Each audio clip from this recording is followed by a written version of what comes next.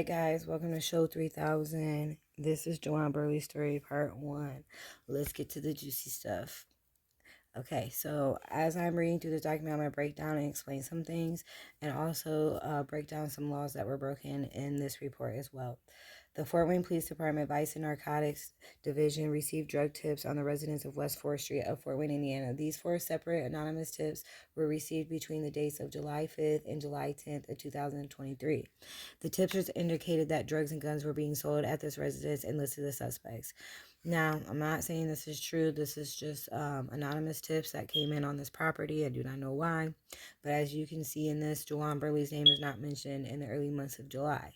Now, in the later months of July, Jajuan was hanging around that property, and on August 4th, 2003, at approximately 1600 hours, Detective K. Francis of the Fort Wayne PD was working the Fort Wayne Police Department Vice and Narcotic Division as a detective.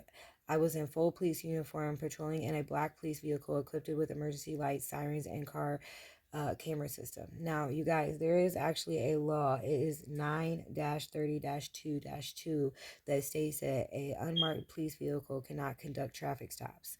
Now, remember that later for this statement.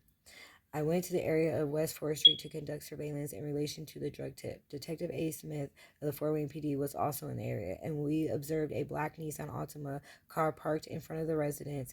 The vehicle appeared unoccupied. The vehicle was bearing a neon license plate. As you see there, Smith observed a male black suspect come from the front door of the West 4th Street and enter the vehicle as the driver.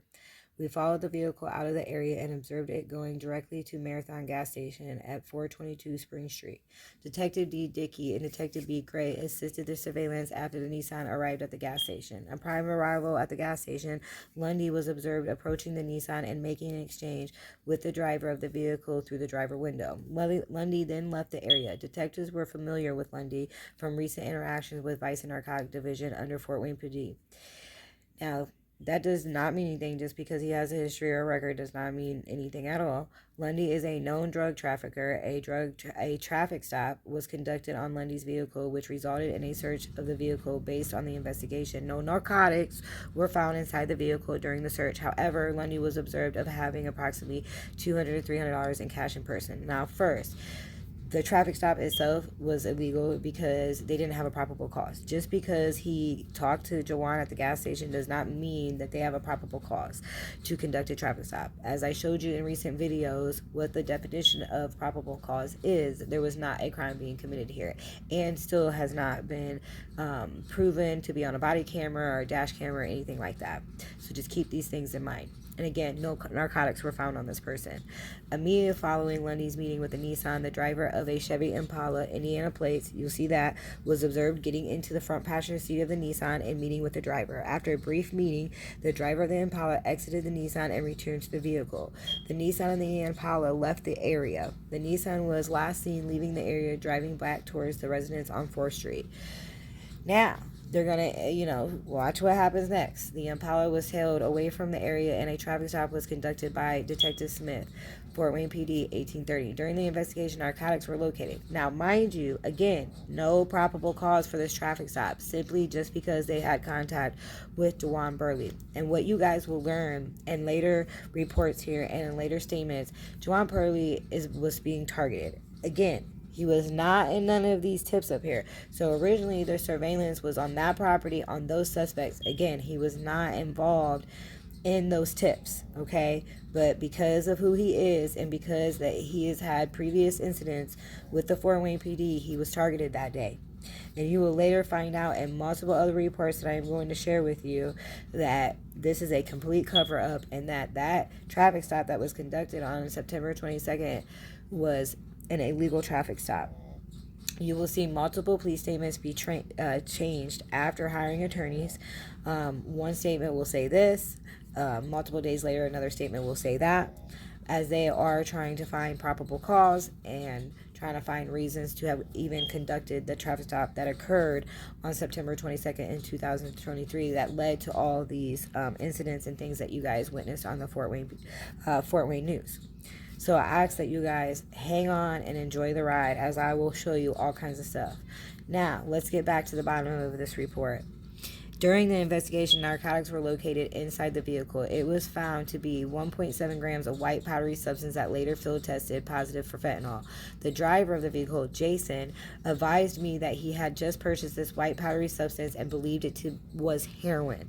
Now, I am no drug addict. I do not have history of drugs, so I could be completely wrong. And I ask you guys to advise me on this because obviously I did Google it. But from what I'm aware of, heroin is a brown substance, browner substance.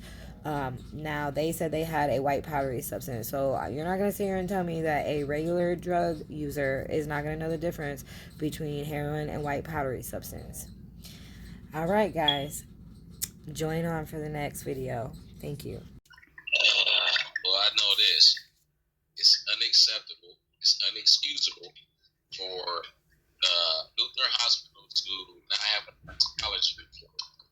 It's inexcusable for the police officers to be lying on a probable cause affidavit for me to be sitting here over a probable cause affidavit that was signed by a judge that was blatantly had no probable cause. Right. So, get past, how could all these things get past? How is all these things getting past the people who are supposed to make sure that they protect the stuff that they uphold the justice system?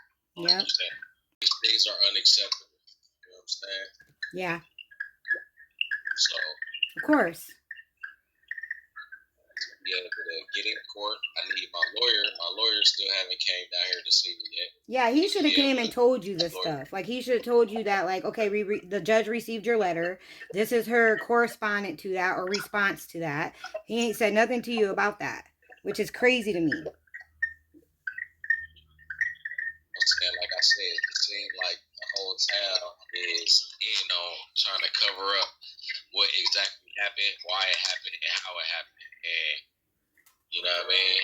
From the hospital to the Fort Wayne Police Department to the public defender's office, the prosecutor's office, and just